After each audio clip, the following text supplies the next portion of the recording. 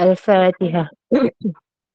أعوذ بالله من الشيطان الرجيم بسم الله الرحمن الرحيم الحمد لله رب العالمين الرحمن الرحيم مالك يوم الدين إياك نعبد وإياك نستعين اهدنا الصراط المستقيم صراط الذين أنعمت عليهم غير المغضوب عليهم ولا الضالين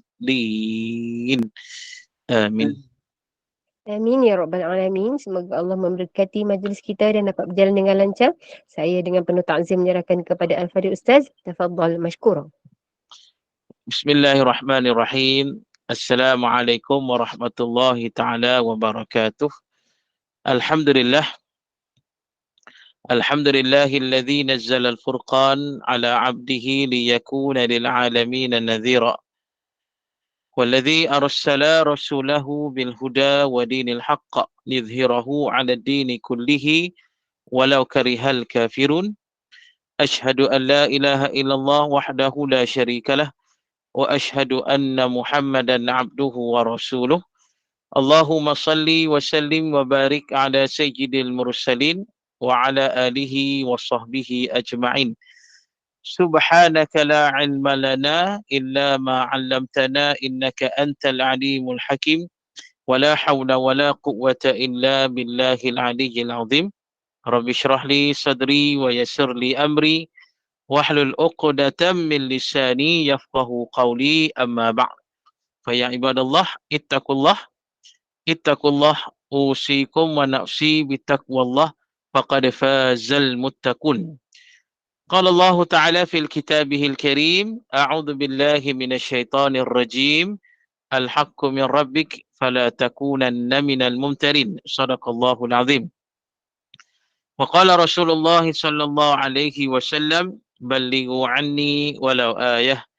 Yang berbahagia Puan Moderator, yang berbahagia Puan Rosniati, Presiden Gemu Yasin Nur Iman, dan seluruh para AJK-nya, dan seterusnya para muslimin dan muslimat yang mudah-mudahan dirahmati oleh Allah. Alhamdulillah, kita bersyukur pada Allah. Pada pagi ini kita sambung pengajian kita yang berdasarkan kitab tafsir Nurul Ihsan, jilid yang ketiga.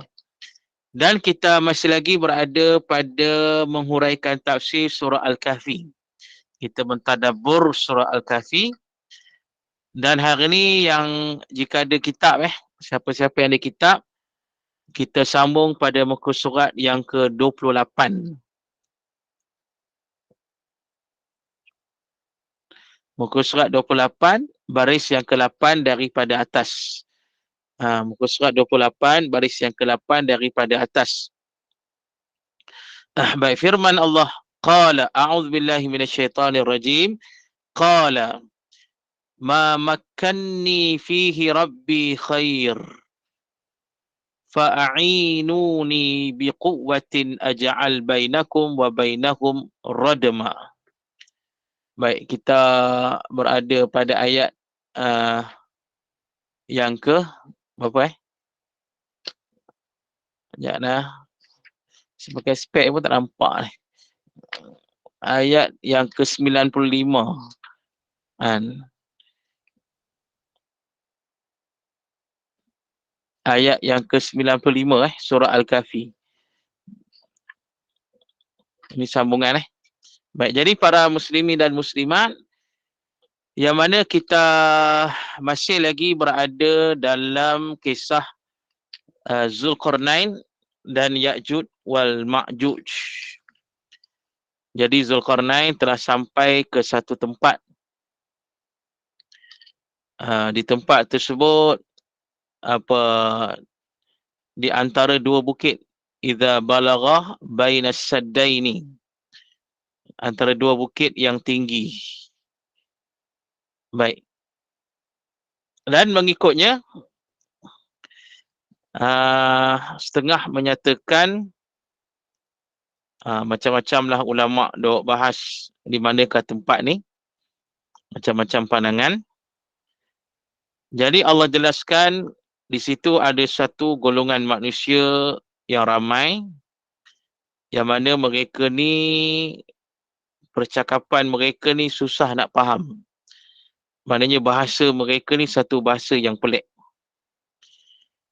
Dan mereka inilah mengadu kepada Zulkarnain tentang Ya'juj dan Ma'juj yang bila keluar daripada celah-celah bukit, celah-celah gunung, maka Zulkarnain akan melakukan kerosakan di atas muka bumi.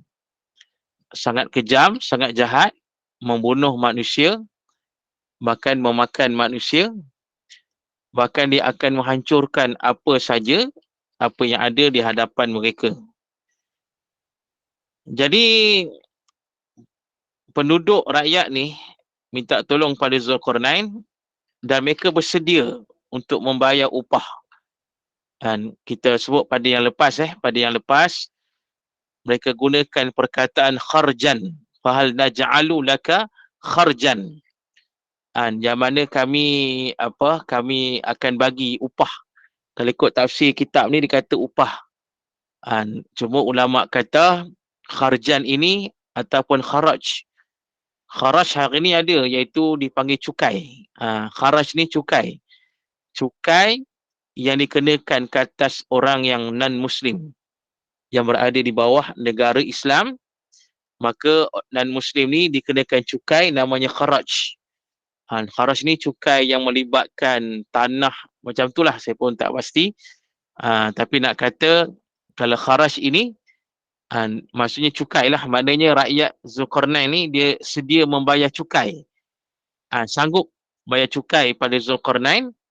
Yang penting Zulkarnain membantu mereka membina tembok, memisahkan mereka di antara mereka dengan Ya'juj dan Ma'juj. Dan pada pengajian yang lepas juga diterangkan, dibahaskan berkaitan dengan keturunan Ya'juj dan Ma'juj. Mengikut ulama sejarah, ahli tarikh, ulama sejarah kata anak Nabi Nuh alaihi salam ada 3 orang. Iaitu yang pertama Sam, yang kedua Ham, yang ketiga Hafiz. Yafiz. Jadi kata ulama, adapun Sam itu dari keturunan dia lah lahirnya Arab, Ajam dan Rum. Setakat saya ada para pengkaji kata Melayu pun daripada Sam. Tu. Kemudian yang kedua Ham. Ham ni pula lahir keturunan Habasyah dan beberapa lain lah. Kemudian yang ketiga Yafiz. Yafiz ini lahirlah keturunan dari Turki, Barbar, dan termasuk Ya'juj dan Ma'juj.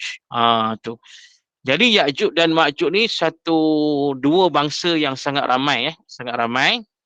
Kita baca yang lepas disebut oleh ulama kitab kita ni. Dia kata, ada setengah ulama kata bumi ni luasnya 500 tahun perjalanan. Tu. Bumi ini dia kata luasnya 500 tahun perjalanan.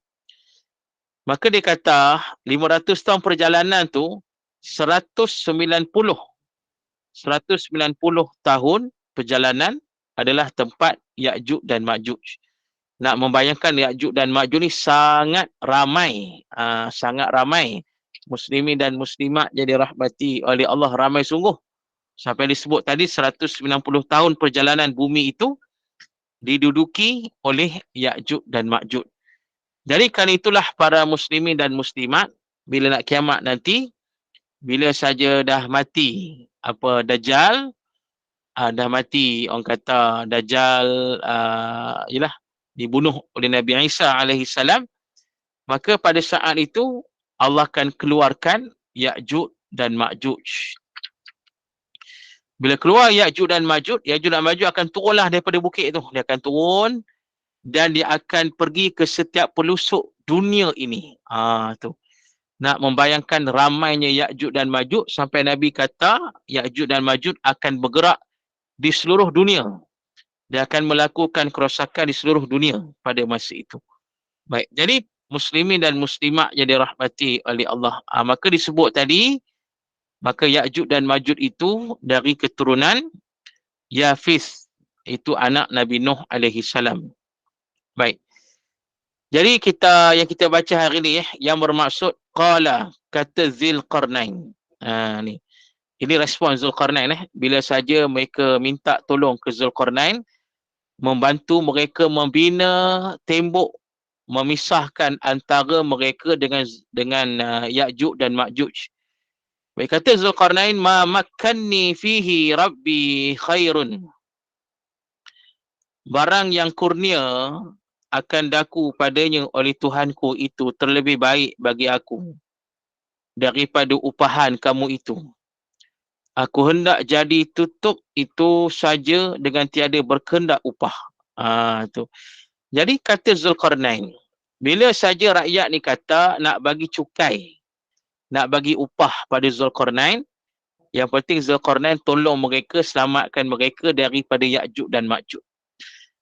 Maka Zulkarnain kata, dia kata, apa yang Allah bagi pada aku ni, kekuasaan yang Allah bagi pada aku ni, kurniaan yang Allah bagi pada aku ni, kekayaan yang ada ni, dah cukup. Dia kata, dah sangat baik dah. Maksudnya ulama' tafsir kita ni kata, Zulkarnain, dia tak perlukan upah atau cukai dari rakyat dia, tak perlu. Pasal dia sudah sangat berkuasa, sangat kaya, sangat hebat. Maka dia kata dia tak perlukan upah, tak perlu orang nak bayar dia, dia tak perlu orang kata nak kena bayar cukai yang banyak ke dia, tak perlu. Tak payah, pasal dia sudah ada kurniaan Allah yang banyak kepada dia, kekuasaan yang besar, kekayaan yang hebat. Tu dia. Jadi para muslimin dan muslimat, ulama' tafsir kata ayat ni juga satu isyarat daripada Allah kepada setiap pemimpin-pemimpin di dunia ini. Tu dia. Setiap pemimpin-pemimpin dalam dunia ini. Maknanya nak kata pemimpin-pemimpin di dunia ini kena mencontohi, usahalah mencontohi Zulkarnain. Kerana Zulkarnain bila dia sangat berkuasa, sangat kaya, dia tak perlu mengambil cukai dari rakyat dia. Tak perlu. Dia tak perlu ambil upah dari rakyat dia. Tu dia. Jadi para muslimin dan muslimat yang dirahmati oleh Allah, maknanya dia tidak membebankan rakyatnya. Sebab itu kena ingat perbuatan pemimpin yang mengenakan pelbagai cukai ni, cukai ni ada dalam Islam. Kita sebut tadi Al-Haraj sebagainya tadi. Tapi kalau cukai itu berlebih-lebihan sangat, sampai menindas rakyat, menyusahkan rakyat, ini perbuatan yang diharamkan oleh Allah Subhanahu Wa Taala. Tak boleh. Jadi pasal itu para muslimin dan muslimat nak jelaskan, ulama kata ayat ini juga sebagai satu isyarat Allah kepada setiap pemimpin-pemimpin di dunia ini. Tak kira siapalah. Boleh jadi pemimpin, maka inilah antara perkara yang perlu dilihat. Maknanya tidak membebankan rakyat, tidak menyusahkan rakyat itu. Ini. Maka Zulkarnain, dia benar-benar menyatakan semua yang ada padanya kurniaan Allah. Yang sangat baik dah, terlebih baik. Maka dia tak perlu dah upahan, dia tak perlu dah yang kata cukai daripada mereka. Dia akan buat dinding tu, dia akan buat dinding pemisah, tapi tak payah bayar upah ke dia. Baik. Fa'inuni biquwwatin aj'al bainakum wa bainahum radma. Tolong oleh kamu akan daku dengan bersungguh-sungguh apa yang aku kendak supaya aku jadi antara kamu dan antara mereka itu. Itu dinding yang kukuh. Kamu sedia bagi aku batu besar-besar dan besi dan tembaga. Hingga aku sampai balik daripada lihat mereka itu. Maka tatkala sampai balik disukat antara dua bukit dan korek asas kaki bina sampai air. Maka bina jidar dengan batu besar dan tembaga cair. Apabila sama tinggi dengan bumi, dibina dengan besi potong-potong. Apa maksudnya?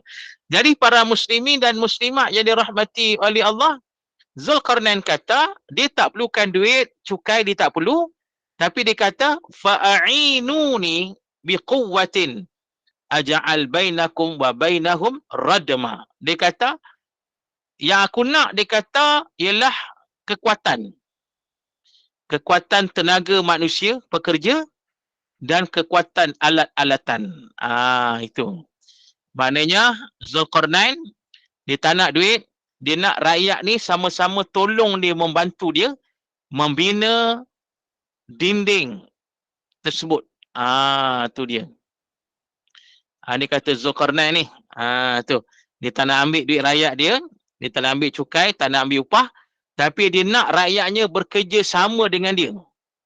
Bekerjasama dengan dia, perlukan kekuatan mereka, perlukan kemahiran mereka, perlukan alat-alat mereka, sama-sama kita membina dinding yang besar ini. Tu dia. Jadi para muslimin dan muslimat, ini juga yang kita sebut tadi, kata ulama tafsir, satu isyarat daripada Allah kepada setiap pemimpin-pemimpin yang ada di dunia ini. Maknanya nak kata rakyat bekerjasama dengan pemimpin untuk membina negara. Itu maksud dia. Muslimin dan muslimat. Mana rakyat ni, setiap rakyat, dia kena ada, orang kata, kelebihan masing-masing. Orang kata kebijaksanaan mereka, kelebihan mereka, bakat mereka, maka mereka beri kepada kepimpinan untuk membina negara tersebut. Tu dia. Muslimin dan muslimat yang dirahmati oleh Allah. Pasal itu nak kata, bila ada rakyat ni yang nak membantu, bila kata rakyat yang ada kelebihan, yang nak membantu sesebuah negeri atau negara, maka pemimpin tidak bolehlah menghalang rakyat tersebut. Tak bolehlah. Tu kena ingat tu. Muslimin dan muslimat. Sebab kadang-kadang hari ni dihalang. Pasal apa? Pasal duk amal kronisma. Tu. Maknanya kroni-kroni saja yang terpilih. Walaupun kadang-kadang kroni ni tak layak pun, tak reti apa pun, tapi pasal kroni, maka diambil kroni tersebut. Itu yang akhirnya negara pun jadi masalah, macam-macam yang berlaku, kerajaan jadi masalah. Pasal apa? Dilantik orang yang tidak selayaknya. Itu masalah. Muslimin dan muslimat. Jadi maknanya benda macam ni kena ubahlah. Benda tu tak betul. Kita kembali pada surah Al-Kahfi ni. Macam mana tengok ni Zulkarnain dia ajak semua rakyat ni supaya sama-sama membantu dia. Membantu dia membina dinding yang besar ni. Masing-masing rakyat curahkan kekuatan, tenaga, curahkan segala ilmu yang ada dan curahkan segala alatan-alatan yang ada, sama-sama membina satu tembok yang sangat besar. Tu dia. Jadi muslimin dan muslimat, kata ulama kitab kita ni yang kita duk baca panjang tadi, dia kata yang mana bila saja dah siap sedia, maka dibuatlah sukatan. Yalah nak bina tembok besar ni kan, nak buat binaan yang hebat ni, kenalah orang kata nak kena sukat dulu, nak kena ukur tara mana panjang dia, tara mana tinggi dia, tebalnya macam mana kan. Dan kemudian dikata masa nak buat dinding tembok besar ni, dia kata dikorek asas tanah tu, dikorek sampai ke air. Masya Allah. Muslimin dan muslimat, maknanya nak kata dinding tu, maknanya dia punya asas dia tu punyalah dalam sampai ke air tu. Dikorek sampai ke air. Dan memang pada masa itu para muslimin dan muslimat pastilah mereka menggunakan teknologi. Teknologi yang macam mana? Wallahu alam. Sebab kita kena ingat dan disebut pada kuliah yang lepas-lepas, bila kita baca Quran, Allah dah kata macam mana Allah dah berikan kekuatan, keteguhan, kelebihan kepada manusia yang terdahulu yang tidak pernah Allah berikan pada kita hari ini. Tu dia. Muslimin dan muslimat yang dirahmati oleh Allah. Maknanya nak kata orang dulu ni punya hebat lah. Mereka ada kemajuan yang lebih hebat daripada kita. Mereka ada kemajuan yang lebih dahsyat daripada kita. Sampai Allah kata kehebatan mereka, Allah tak pernah beri pada kita hari ni. Maknanya kita ni hebat tara mana pun, maju tara mana pun, moden macam mana pun kita, sebenarnya kita masih tak standing dengan orang-orang yang terdahulu. Masih tak standing. Muslimin dan muslimat yang dirahmati oleh Allah. Itu dia. Jadi pasal itu mereka ni boleh buat macam tu. Yang mana mereka boleh korek macam mana, pakai apa, wallahu alam. Tapi mereka korek tu sampai ke dalam air tu. Nak kata mereka nak membina satu dinding yang sangat kukuh, yang sangat hebat. Adalah dinding tu sebesar gunung, bawahnya dalam tu dalam sungguh. Maknanya kukuh sungguh lah.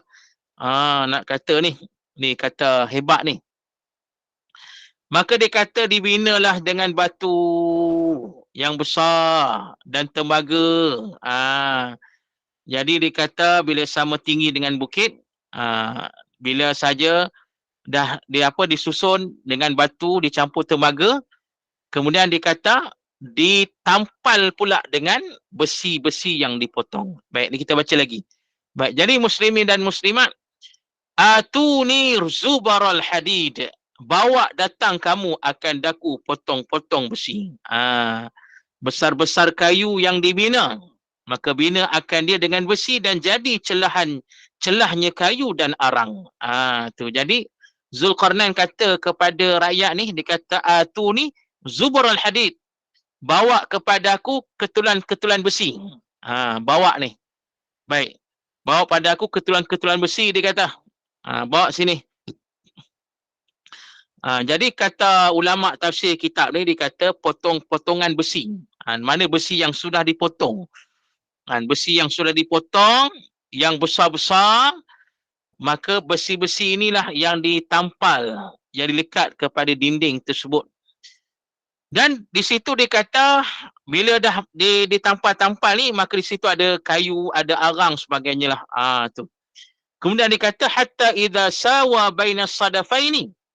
Hingga apabila sama tinggi antara dua bukit dan dijadi api keliling demikian itu dan munafakh, peniup api. Jadi maknanya muslimin dan muslimat yang dirahmati oleh Allah, sehingga bila ketul-ketul besi tadi yang terkumpul tu menjadi sama rata dengan kedua gunung tu. Tu. Maknanya nak kata punya banyaklah besi tu dikumpul-kumpul. Maknanya nak kata macam mana saya nak tunjuk macam mana baik, jadi muslimin dan muslimat ni tadi ni nampak ni. ni saya punya tepat spek mata ni. Kalau nampaklah ni yang ni bekas ni. Yang ni sekarang ni ialah batu-batu yang disusun. Batu-batu yang disusun yang kita sebut tadi, yang ulama tafsir kita ni kata, dia kata disusun batu-batu besar dan tembaga cair sampai tinggi tinggilah sampai tinggi bukit tu. Tinggi bukit tu. Baik, okey. Dah susun macam tu, maka Zulkarnain diarahkan. Diarahkan rakyat tu bawa potongan-potongan besi. Ni contoh ni besi ni. Tak nampak sangat nampak tak? Ni besi, yang ni ni perfume ni. Ni besi. Maka besi-besi, potongan-potongan besi ni dikumpul dekat dinding ni. Kumpul. Dikumpul. Kumpul banyak-banyak. Dikumpul ni. Dikumpul lagi. Jadi dikumpul-kumpul ni, kumpul besi ni, letak dekat depan batu ni, kumpul-kumpul sampailah setinggi bukit. Tu tadi dah susun batu. Dah susun batu, okey. Dah susun batu yang setinggi bukit, dua gunung tadi. Kemudian diarahkan kumpul pula ni besi-besi ni. Besi-besi ni kumpul pula sampai setinggi gunung tersebut. Maknanya nak kata pembinaan tembok ni memerlukan memerlukan material yang cukup banyak. Batu yang besar-besar setinggi gunung dan kemudian besi-besi setinggi gunung. Bila dah letak besi-besi dekat gunung-gunung tu, tu dah letak semua tu. Jadi apa dia kata sini? Kata Zulkarnain, kata Zulkarnain, anfuhu. Qala anfuhu, yang bermaksud tiup oleh kamu, maka tiup mereka itu akan api. Tu dia. Jadi bila saja dah besi tu, muslimin dan muslimat, bila saja dah besi tu dah dibina besar, dah dibina depan bukit, depan batu-batu besar tadi, jadi Zulkarnain arahkan mereka tiup api. Tu. Tiup api pakai peniup api. Ini nak kata teknologi ni. Teknologi macam mana kita pun tak tahu ni. Wallahualam. Maka ditiup api tersebut ditiup pada besi tu, maka api tu kena kepada besi tersebut, yang api yang maknanya api yang marak, api yang cukup dahsyat ni, dia membakar habis ni besi-besi ni, besi-besi yang setinggi gunung tadi tu. Tu. Baik. Disebut lagi, hatta idza ja'alahu naran, hingga apabila jadi akan dia besi itu api menyala-nyala. Tu. Maknanya api tu kira dahsyatlah, dia membakar besi-besi tadi sampai jadi cair. Qala, kata Zulkarnain, atuni ufri alaihi qitara. Tu. Bawa datang oleh kamu akan daku supaya aku tuang atasnya tembaga cair. Maka dituang tembaga cair atas besi hangat, menyala-nyala masuk celah-celahannya, maka jadi sadda. Itu dia.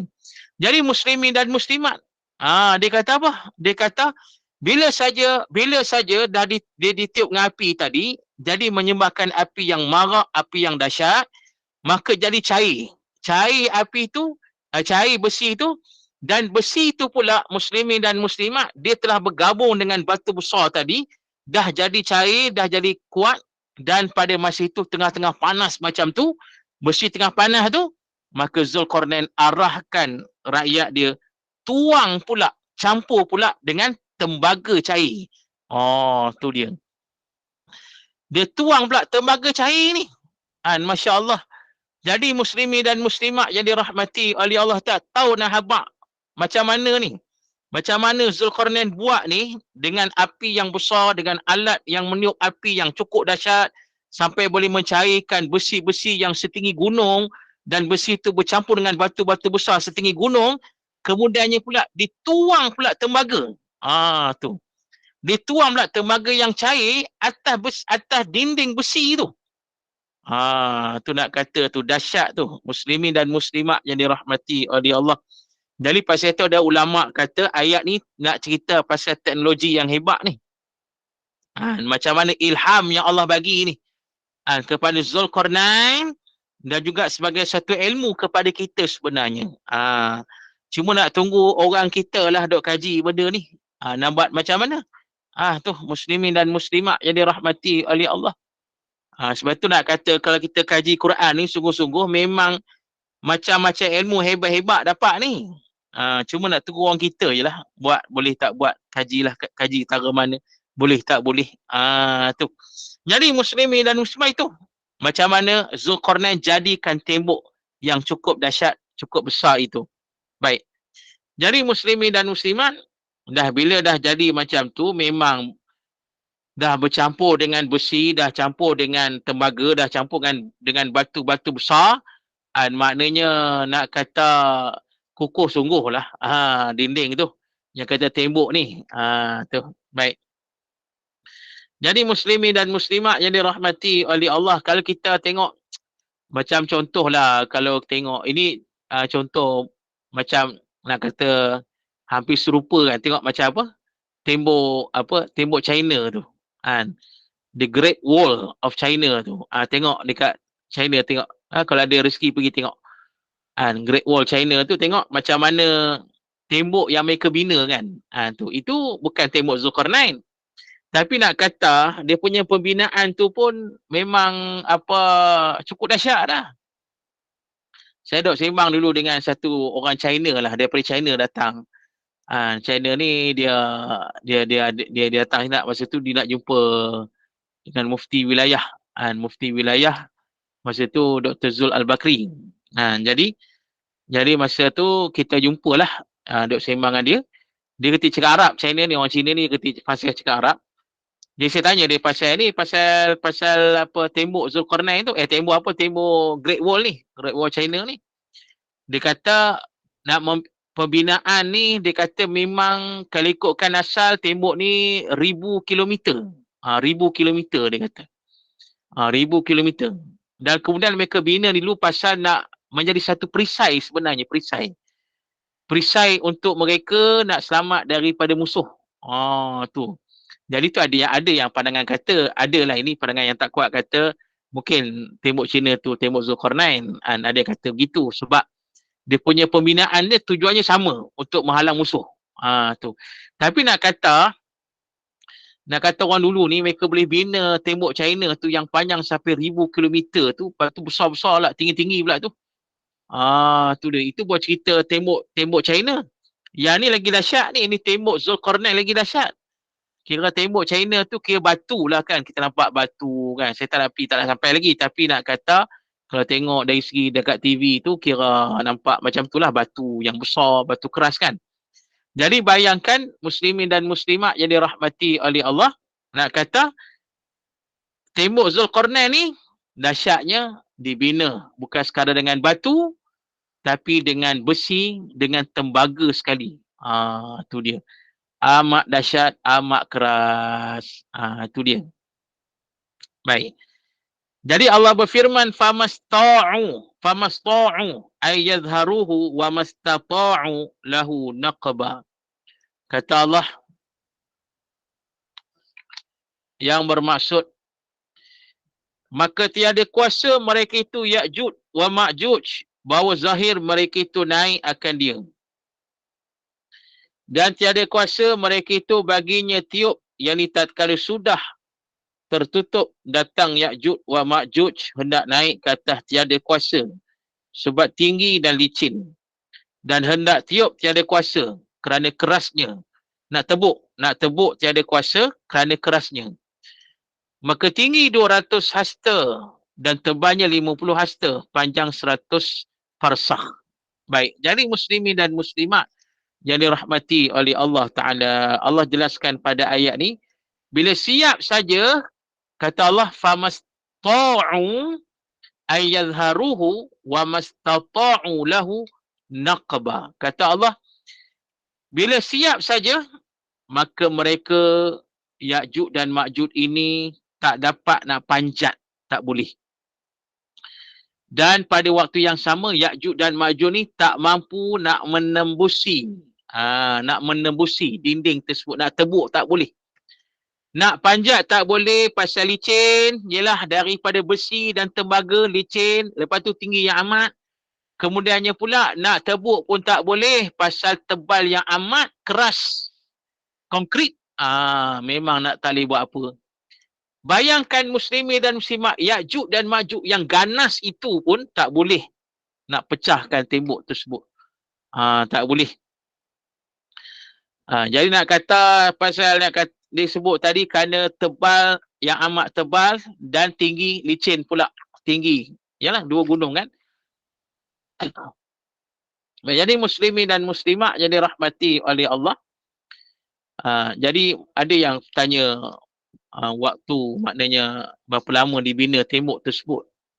Jadi perkara ni tak disebut oleh Allah dan Quran berapa lama tembok tu disiapkan.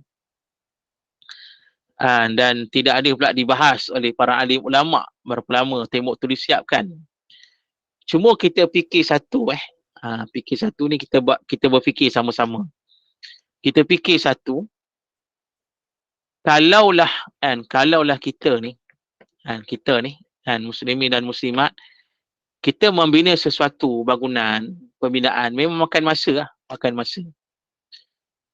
masa, kadang-kadang tu makan bulan, kadang-kadang tu makan tahun. Kadang-kadang tu makan masa, makan tahun. Tu tak mengganggu ke? Kalau kita fikir macam tu, dan ni bila tembok besar ni, bukan kecil, tembok besar sampai nak cari batu besar, nak cari besi, nak cari tembaga, bukan sikit. Banyak sungguh orang kata. Jadi kalau ikut logik kita, akan masa yang sangat lama lah. Sangat lama. Tu. Kalau makan masa yang sangat lama, kita fikir, duk tengah bina-bina tu datang Ya'juj Ma'juj, kacau. Kan payah macam tu. Sungguh tak?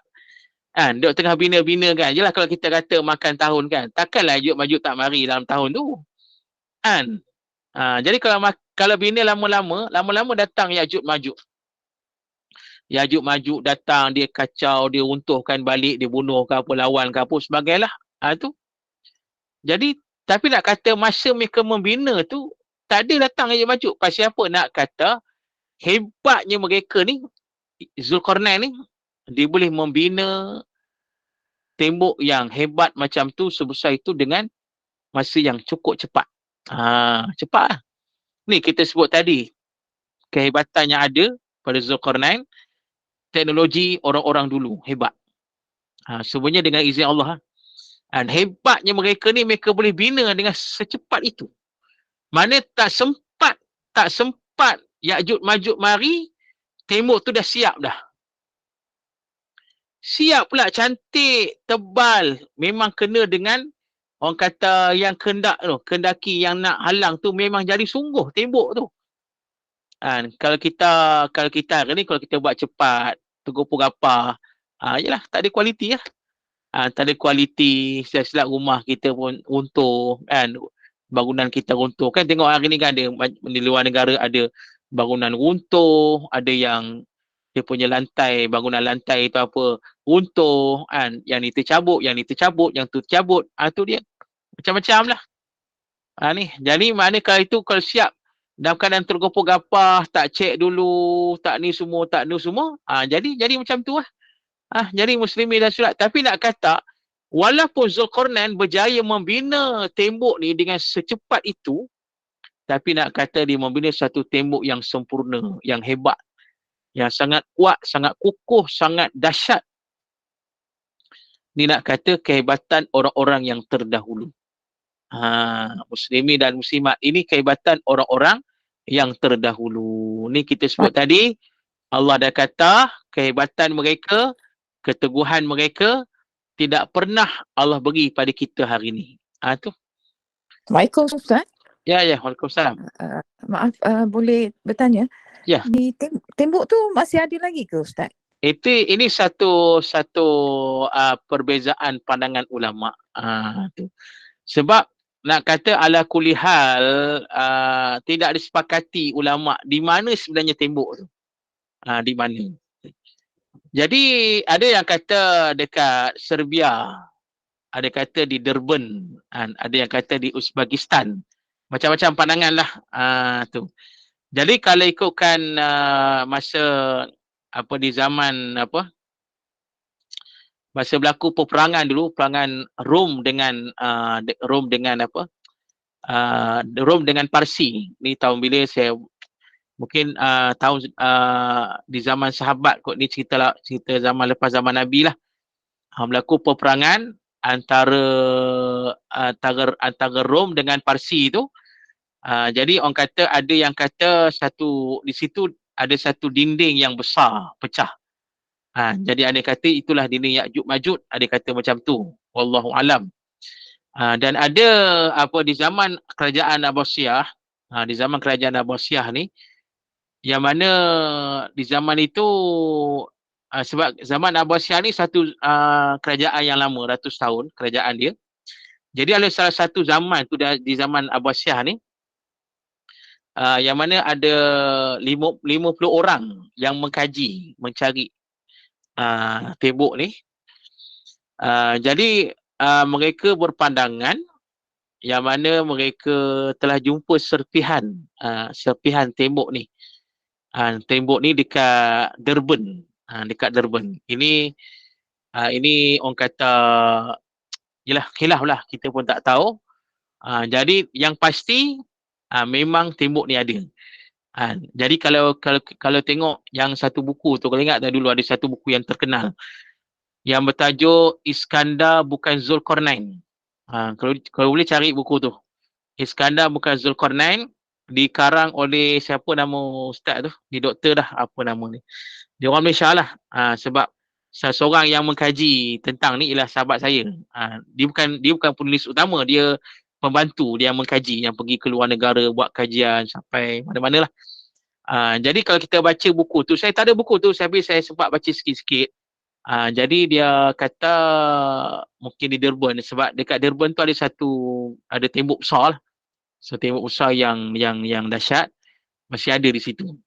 Jadi kalau rajin, cuba cari satu buku namanya Iskandar Bukan Zulkarnain. Tu. Boleh tengok dekat Shopee lah. Boleh tengok tu.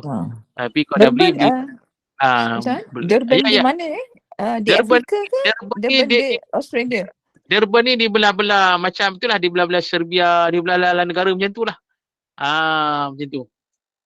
Sebab itu dikata di belah-belah sana. Durban tu di belah-belah Serbia, di belah-belah belah-belah kawasan-kawasan macam itulah. Saya dah sebut secara detail pun saya tak berapa nak cakap benda ni. Tapi nak kata setengah-setengahnya berpandangan begitu. Begitulah. Ustaz, Durban ni dia di South Africa, Afrika Selatan. Afrika. Oh, Afrika ya ke? Selatan. Sebab saya sebab yang saya dengar maklumat dulu, dia kata Durban ni ada dua. Ada dua tempat. Jadi saya pun tak pasti Durban yang mana ni. Tu sebab saya pun tak sempat nak baca lebih benda tu.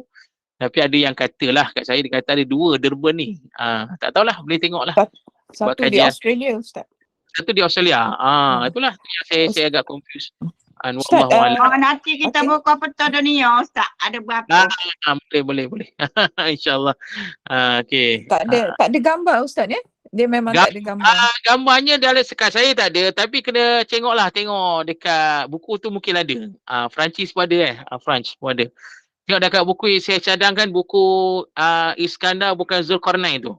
Cuba cari buku tu, tengok. Dan ataupun boleh Google je. Google cari tembok Durban ke apa. Ataupun tembok Zulkarnain. Boleh carilah. Mungkin ada gambar di situ. Sebab saya boleh tengok ada gambar dia. Satu gambar tu memang dia punya dinding tu punya besar. Dan memang kata nampak kukuh lah. Tu. Tapi macam mana sekalipun perkara ni tidak disepakati oleh para alim ulama' dan para pengkaji. Tu dia.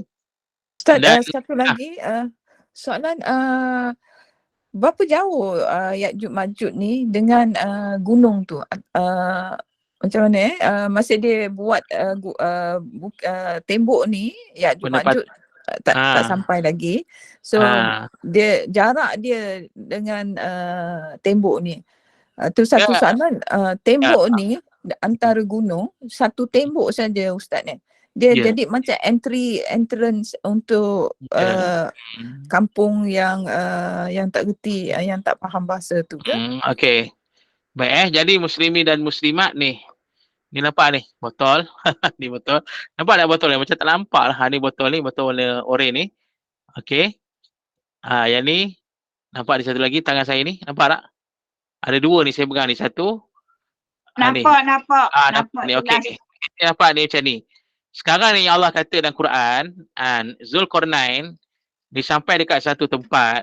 Dia sampai satu tempat, idza balagha bainas saddaini. Sampai satu tempat ni sepanjang-panjangnya gunung. Sepanjang-panjangnya gunung yang besar-besar, yang tinggi-tinggi. Baik ni. Jadi gunung ni pula dia punya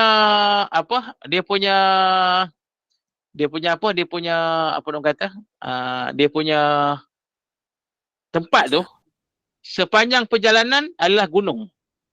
Dan gunungnya pula ni dua macam ni. Nampak tak? Tengah tu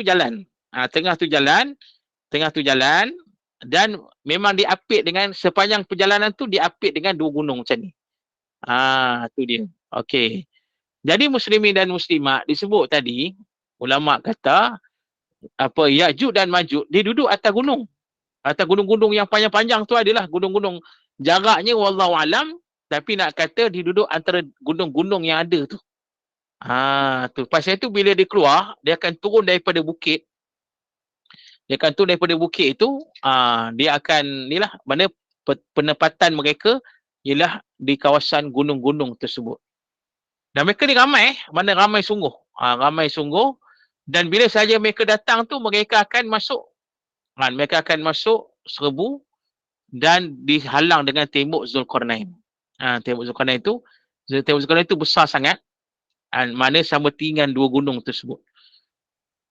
Sama tinggi dengan dua gunung tersebut, amat besar, amat tinggi, amat kuat. Jadi berupaya menghalang Ya'juj dan Ma'juj. Jadi ada pun persoalan kata kenapa dia tak banyak gunung ke apa, ini nak menunjukkan Allah Ta'ala yang melemahkan Ya'juj dan Ma'juj itu. Tu.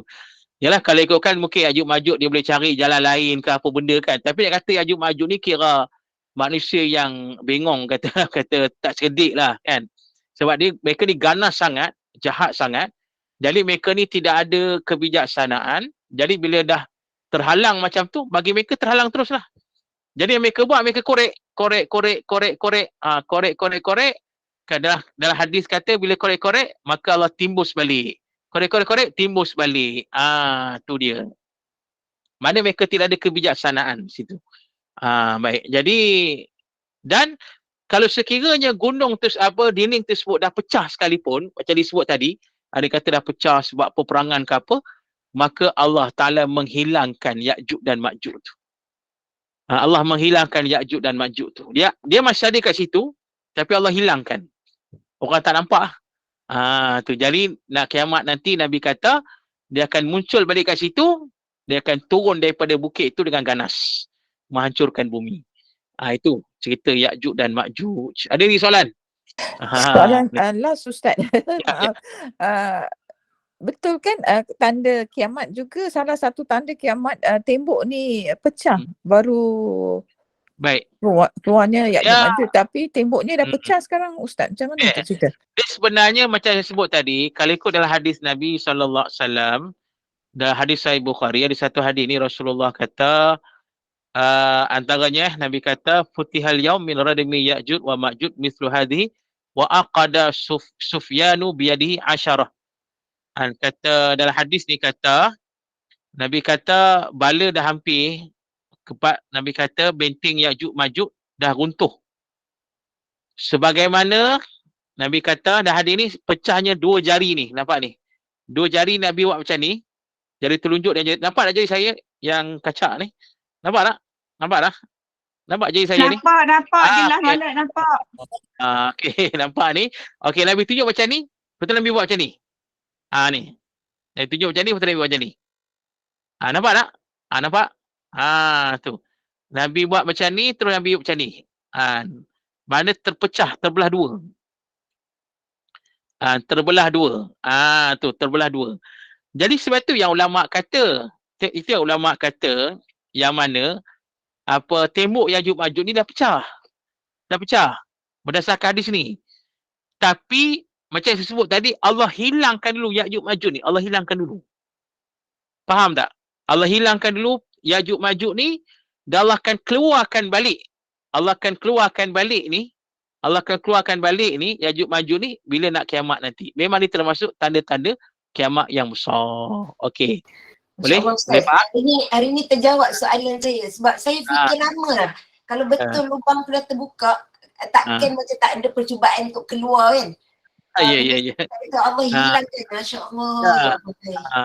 Sebab tu yang saya, kalau ingat boleh saya nak cakap dulu. Ini saya tak tahu sebab ini orang putihnya kajian. Seorang pengkaji nama Ed Stafford. Dia tengok dekat satelit tau. Dia ni jenis dia nak explore dunia. Dia ada akses pada satelit. Bila satelit tu dia mancar satu tempat, nampak pelik, dia akan pergi kat tempat tu. Dia nak explore. Jadi dia duduk pakai satelit tu, nampak ni satu gambar yang pelik dekat belah-belah Serbia.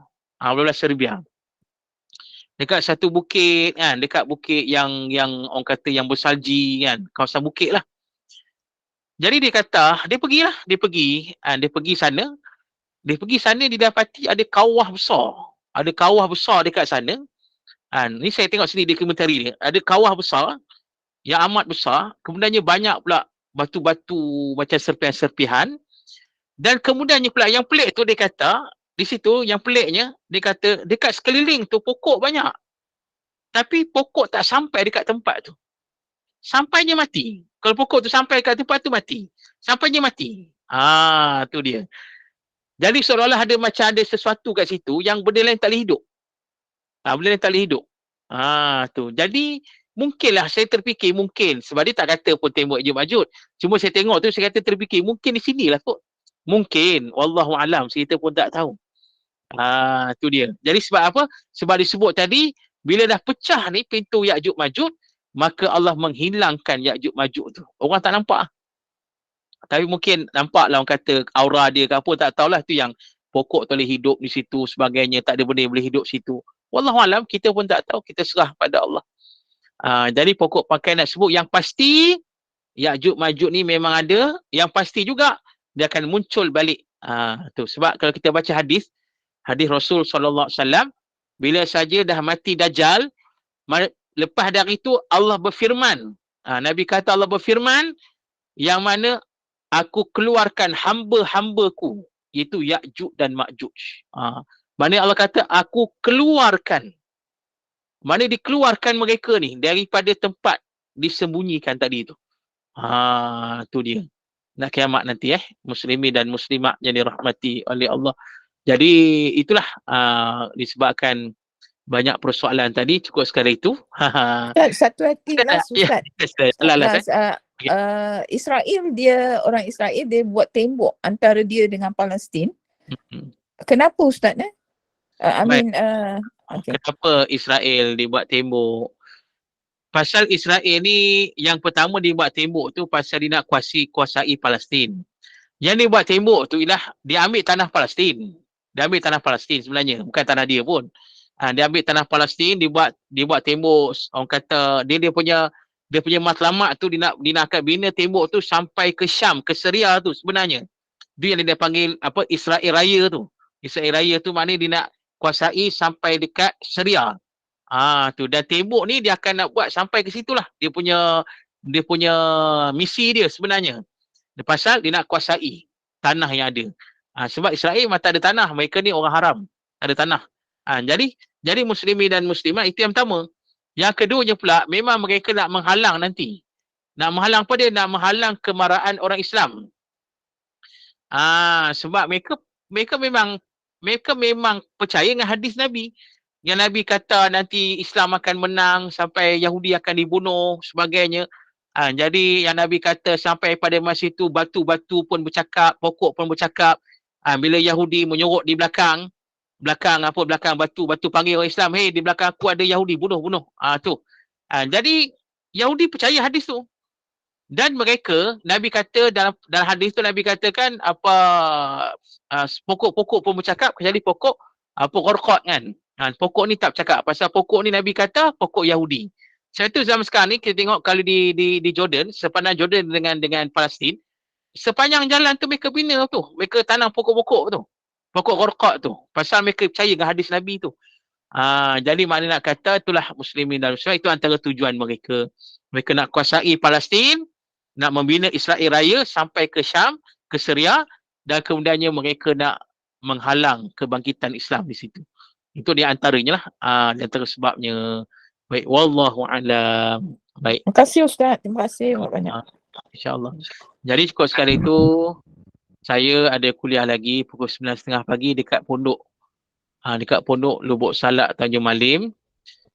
Saya sebenarnya kuliah saya di Tanjung Malim ni, di Lubuk Salak ni, pondok ni setiap hari Isnin pagi, pukul 9 pagi.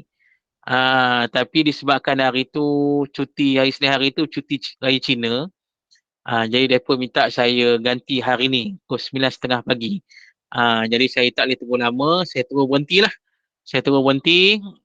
Jadi kita minta maaf, kita sambung minggu depan. Kalau ada soalan lagi minggu depan lah, kita boleh bahas lagi insyaAllah.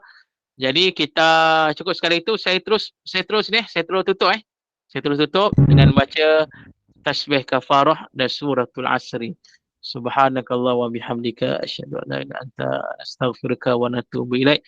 Bismillahirrahmanirrahim. Al-asri innal insana lafi khusr illa alladhina amanu shalihat wa tawasaw bil haqqi wa tawasaw bis sabr. A'udzu billahi minasyaitonir rajim. Bismillahirrahmanirrahim. Alhamdulillahirabbil alamin wassalatu wassalamu ala asyrafil anbiya'i wal mursalin wa ala alihi wa sahbihi ajma'in. Radina billahi rabba wa bil islami dina wa bi muhammadin nabiyyan wa rasula. Allahumma aghnina bil ilmi wa zayyinna bil halmi wa akrimna bit taqwa wa jammilna bil afiyah. Allahumma inna na'udzubika min zawali ni'matik wa tahawuli afiyatik wa fujaati niqmatik wa jami'i sakhatik. Allahumma inna na'udzubika min al-barasi wal junun wal judama min sayyi'il asqam. Allahumma inna na'udzubika min jahdil bala wa darki syaqa wa su'il qada wa syamatatil a'da. Allahumma inna nas'aluka ilman nafi'a wa rizqan tayyiba wa amalan mutaqabbala. Walhamdulillah rabbil alamin. Siru ala barakatillah. Assalamualaikum warahmatullahi ta'ala wabarakatuh. Terima